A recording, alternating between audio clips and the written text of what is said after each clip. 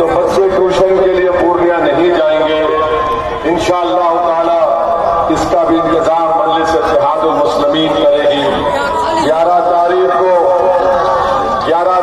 को आपको शिक्षा के लिए, तालीम के लिए पतन छाप को देना पड़ेगा। मेरे अजीज दोस्तों और बुजुर्गों, ये सरकार ये समझती है कि हम राशन दे रहे हैं तो कोई एहसान नहीं कर रहे हैं।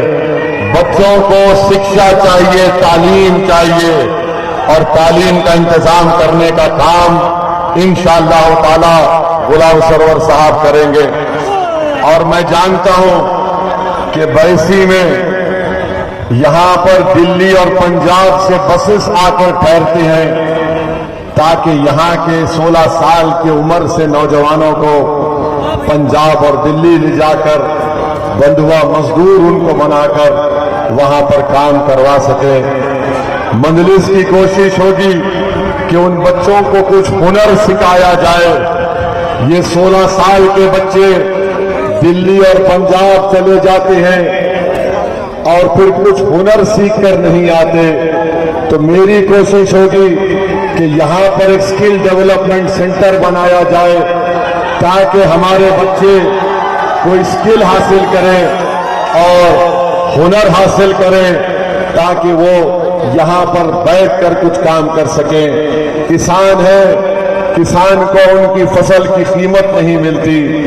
मैं जानता हूं सुप्रीम कोर्ट का एक केस है, उस सुप्रीम कोर्ट के केस में सुप्रीम कोर्ट ने कहा कि बैसी में मासूम बच्चों को यहां से ले जाकर उनके जिस्म के आज़ा बेचे जाते हैं।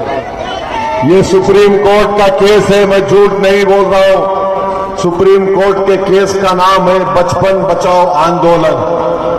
आप जाकर देखो कि बताइए छोटे बच्चों को यहां से उठाकर उनके जिस्म से उनका गुर्दा, दिल, जिगर निकालकर आंखें निकाली जाती हैं। 27 साल से सुभान साहब आपने क्या किया बताओ मेरे को। हमको गाली देते हैं। ये सुप्रीम कोर्ट का केस अगर आप पढ़ेंगे तो आपको मेरी बात की सच्चाई का अंदाजा हो जाएगा। मैं आपसे वादा कर रहा हूं कि जब बाढ़ आती है और फसल की जमीन बर्बाद हो जाती है, इंशाअल्लाह ताला इसका भी इंतजाम होगा। मैं सीमांचल की जनता को और बैसी की जनता को ये बताने आया हूं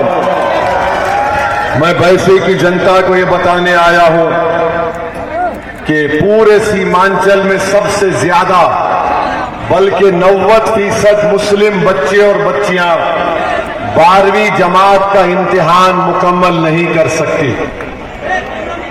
क्यों नहीं कर सकते? क्योंकि उनके लिए स्कूल का इंतजाम नहीं है। और तेजस्वी आकर ये कहती है सरकार बनाओ, मैं हर घर नौकरी दूंगा।